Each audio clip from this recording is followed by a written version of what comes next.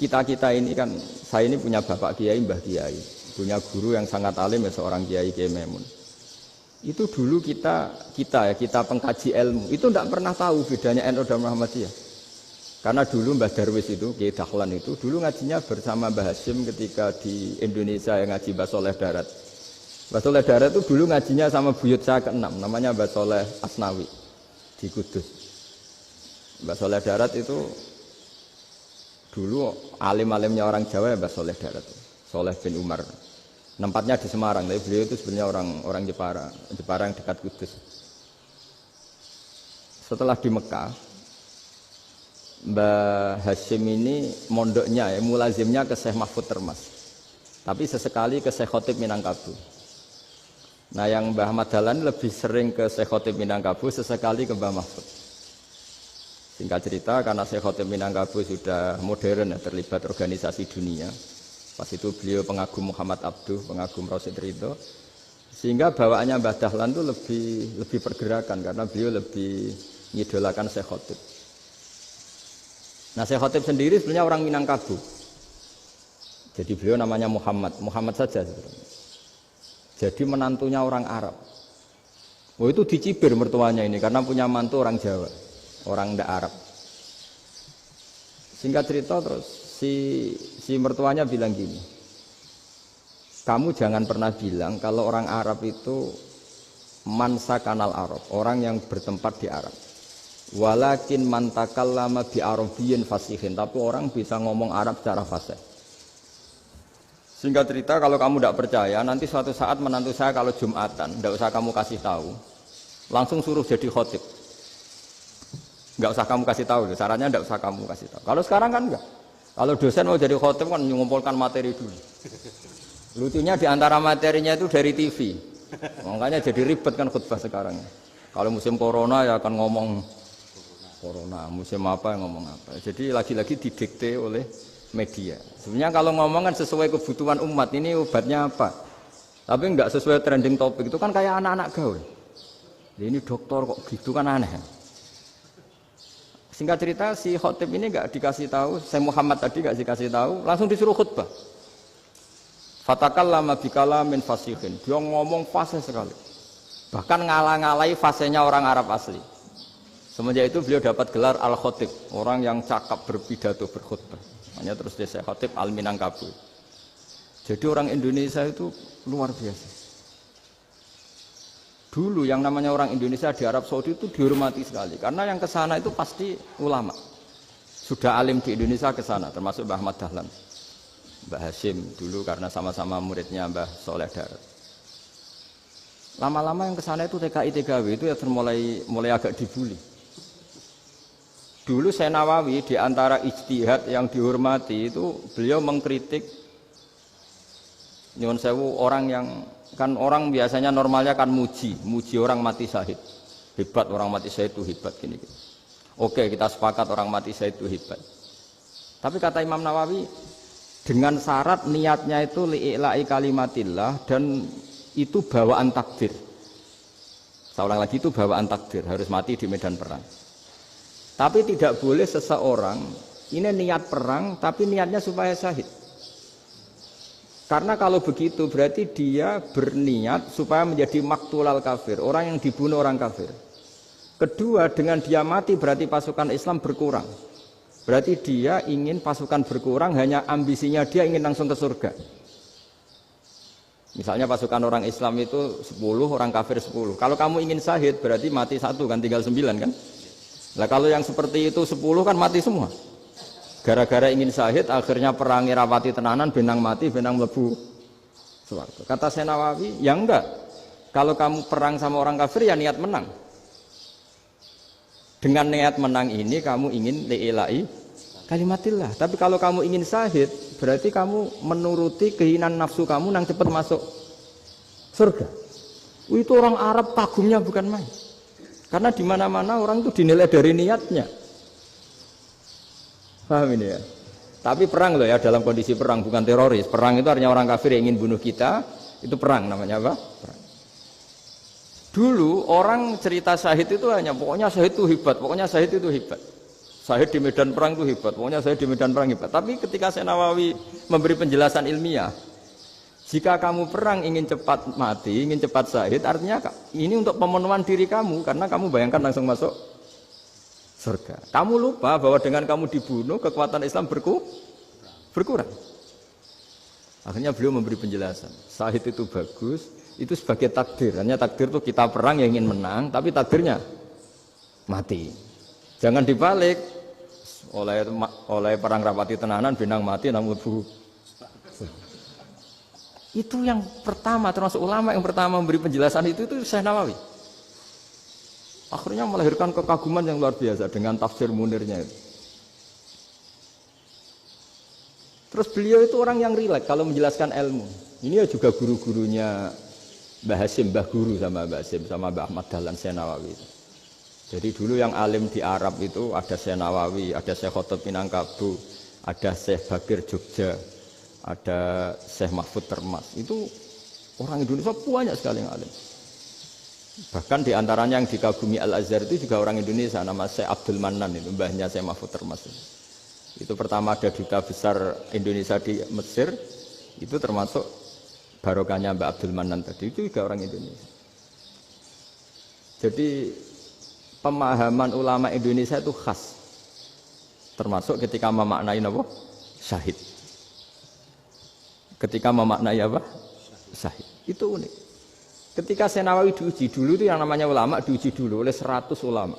Jadi dulu ya ada kompetisi. Imam Bukhari diakui jadi ahli hadis itu diuji oleh mi'atu muhaddisin, 100 orang ahli hadis, sanad dibolak-balik, matanya dibolak-balik, tapi beliau tetap bisa mengembalikan proporsi sanad itu. Syekh Nawawi pernah diuji gini, ayul afdol al ulama awe salatin, keren mana ulama sama raja atau sama orang-orang kaya sama penguasa? Ya keren ulama. Terus dibully sama orang. Tapi setahu saya banyak ulama yang antri di rumahnya raja, tapi saya tidak tahu melihat raja antri di rumahnya ulama. Kan kebanyakan kan mungkin ustadz atau kiai yang antri ngajukan proposal kan enggak. Nah, kalau raja kan enggak pati itu, malah enggak usah antri, kiainya sudah nyambut sebelum datang. Jawabannya lucu Syekh Nawawi itu, dan yang tanya itu langsung diem. Ya karena ulama itu tahu fungsinya uang, sehingga cara nyari sampai seperti itu. Sementara raja-raja itu tidak tahu fungsinya ilmu, makanya tidak pernah sowan ulama.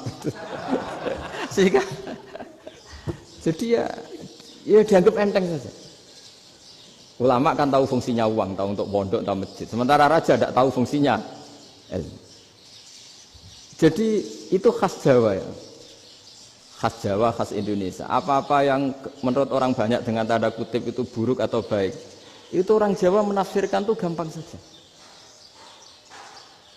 Sehingga semenjak itu Jawa itu dipandang betul. Saya punya kitab namanya Qadhayal Haji wal Umrah. Itu terbitan Hayatul Ulya Arab Saudi, milik Wahabi. Itu diantara fatwa yang dipakai untuk solusi muskilatul haji, problem-problem haji kekinian. Itu fatwanya syekh-syekh yang dari Indonesia. Termasuk Syekh Khotib Minangkabau, Syekh Nawawi Banten, Syekh Bakir Nur Jogja. Misalnya begini, dalam fatwa-fatwa yang menyulitkan kita ya, sampai sekarang jadi perdebatan. Ketika sofa dan marwah itu dengan batas tertentu, saya ulang lagi dengan batas tertentu. Mau tidak mau atas nama kebutuhan, itu kan butuh perluasan. Karena kalau naik turun itu mudah disepakati ulama. Jadi misalnya gini ya, saya punya tanah seluas ini. Pasti orang akan mengatakan sampai bawah ya tanah saya, sampai atas tanah saya. Itu mujma' alaih, itu disepakati. Sehingga Nabi ngendikan al-Ka'bah min tuhumil ardi ilas sama Ka'batun. Ka'bah sampai ujung bumi, sampai ke aras semuanya Ka'bah. Sehingga tidak ada perdebatan ulama ketika Masjid Haram ditingkat, kemudian yang di atas sholat. Tetap dia menghadap Ka'bah. Tidak harus diluk melihat di bawah, enggak. Karena Ka'bah sampai langit. Sama, tanah Anda kamu tingkat sampai 10, enggak ada tetangga protes. Karena bawah sampai atas tanah Anda. Tapi kalau diperluas, tanah Anda kamu luaskan setengah meter saja atau 3 cm saja, iso geger mbek tonggo. Karena di mana-mana batas itu ya tadi, kalau atas bawah miliknya, kalau samping enggak. pertanyaannya, perluasan Mina itu ke samping. Perluasannya Matof yang Mas'a itu juga ke samping. Geger kan ulama dunia. Bagaimana hukumnya Mina jadid? Mina yang diperbarui atau Mina yang diperluas. Itu diantara rujukan baik yang membolehkan maupun yang menentang. Itu ya Syekh Indonesia. Itu orisinal tuh. Saya punya kitab orisinal terbitan Hayatul Ulya, kira-kira ya kemenaknya Arab Saudi kalau di Indonesia itu. Itu yang dirujuk Dawai Syekh Nawawi, Dawai Syekh Khotib Minangkabau. Karena apa? Ada logika khas Jawa. Misalnya begini. Meskipun saya tidak perlu fatwa Mina jadid sah apa enggak, memang jadi perkhilafan ulama. Misalnya kampung ini dinamai Mina. Pertanyaannya gini, tanah yang di samping ini bisa milik Anda apa enggak? Ya bisa Gus kalau dibeli atau dihibahkan. Berarti tanah di samping Anda menjadi milik Anda karena ada proses pengambil alian lewat beli maupun hibah. Nah masalahnya ini negara itu berhak menganeksasi atau memasukkan ini sebagai Mina. Itu ulama Jawa kalau ditanya, alasannya apa? Fa innal muttasila bis-syai' hukmu dzalika syai'. Karena yang gantet, yang mutasil itu bisa dihukumi seperti sesuatu itu. Jadi kalau ini Mina, ya yang gantet Mina ini ya bisa dikatakan Mina. Beda dengan membuat Mina Malang Mina, wah itu tidak bisa, tidak mutasil kan? Itu enteng sekali ulama Jawa. Satu ya tentu karena kebutuhan, tapi asal masih al-muttasilu bihi, yang masih tanah yang masih mutasil. Nah, ketika perluasan mas'ah antara sofa dan marwah kan misalnya ini batas luasnya sofa, ini batas luasnya marwah. Lalu atas nama kebutuhan, sofa marwah itu sampai sini. Sampai agak meluas ke sini. Itu geger Arab Saudi. Wah, ini gimana? Padahal tawaf itu harus antara gunung Sofa dan gunung Marwah. Sa'i itu ya. Tapi kalau istilah Quran memang tawaf sama-sama. Makanya apa? Inna Sofa al-Marwata min sya'airillah faman hajjal baita wa i'tamara fala junaha alaihi ayyat tawafati. Nah, jadi kalau istilah sa'i di Quran itu masih tawaf. Karena harus ada, kalau bisa lah, bukan harus. Kalau bisa memang harus ada unsur muternya. Kita kalau sa'i kan dari sini Sofa sampai sini Marwah. Terus kan agak muter ke sini. Nah, kan agak membentuk lingkar, nah, makanya Quran tetap mengistilahkan apa? Tawaf. Jadi bukan sini ke sini terus sini ke sini kan enggak, tapi sini sampai sini terus muter kan, terus sini. Jadi antara setar dan selama ini prakteknya kan gitu ya. Sofa ngambil sini, terus ke sini, terus agak muter. Nah, karena ada unsur agak muter ini terus orang menyebut apa? Tawaf. Tapi itu bukan syarat sah, ini cerita ideal. Saya ulang lagi ya. Gunung Sofa itu puncaknya atau pucuknya kalau dalam bahasa Jawa. Itu ya hanya segini, ini sampai sini. Nah, kelompok Islam yang fikih keras nggak boleh diperluas. Karena Allah memilih tempat ini itu spesial, jadi nggak boleh ke yang lain. Tapi ketika kebutuhan mendesak, mau tidak mau harus diperluas. Itu jawabnya Kiai Jawa lucu. Gunung sing ketok iku sing dhuwure tok. Sikilane luwih ombo. Jadi karena kita kan gunung kan bentuknya gini. Nah, sofa yang kecil itu yang atasnya, tapi sikilannya sini kakinya lebih luas. Jadi boleh perluasan asal tidak melebihi kakinya. Ya dihitung ya lebih luas. Jadi Kiai Jawa itu kayak wong delok gunung Penanggungan, kayak gunung Arjuna. Di mana-mana puncak gunung itu lebih kecil timbang kakinya. Artinya diperluas ini bukan berarti tidak di sofa dan tidak di...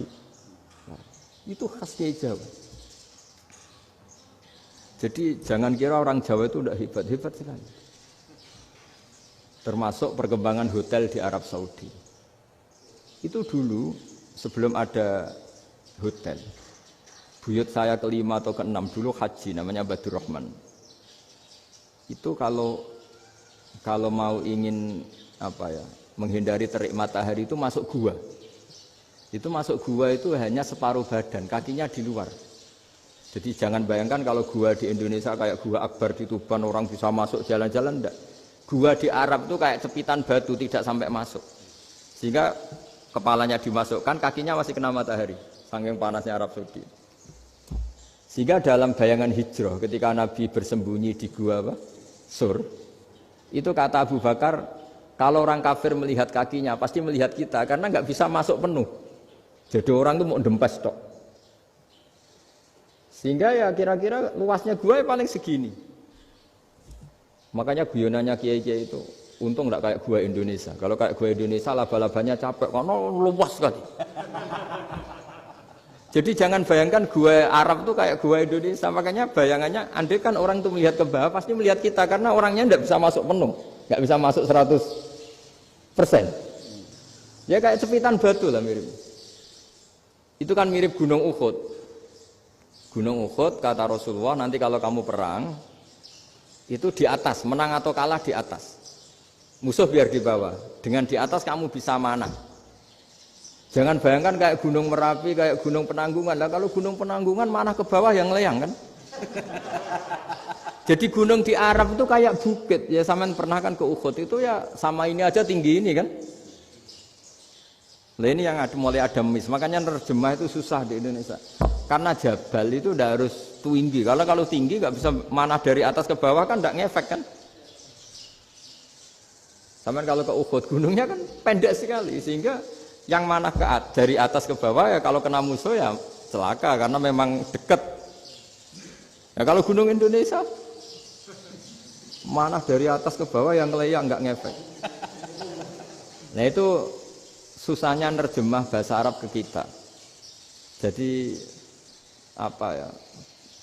Transkrip itu nggak gampang karena ada pengertian yang beda. Kita kalau bilang gunung itu tinggi sekali. Sampai banyak mahasiswa tersesat ya saking tingginya. Kalau orang naik Uhud nggak akan tersesat, wong ketok dari bawah itu. Nah ini pentingnya ngaji ya. Jadi akhirnya ulama-ulama Indonesia itu dipakai rujukan.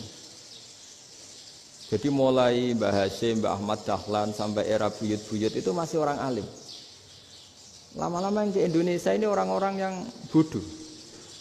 Sehingga orang Jawa kalau ke sana dibully, ya Jawa tak kuluh kaya. Orang Jawa itu penggaweannya itu makan ular. Karena belut itu kalau di kamus itu persis ular. Dulu itu kan kamus tidak full color. Gara-gara gak full color, gambar belut sama ular itu sama. Belut itu belut sama ular kalau nggak full color gambarnya sama apa enggak? Sama.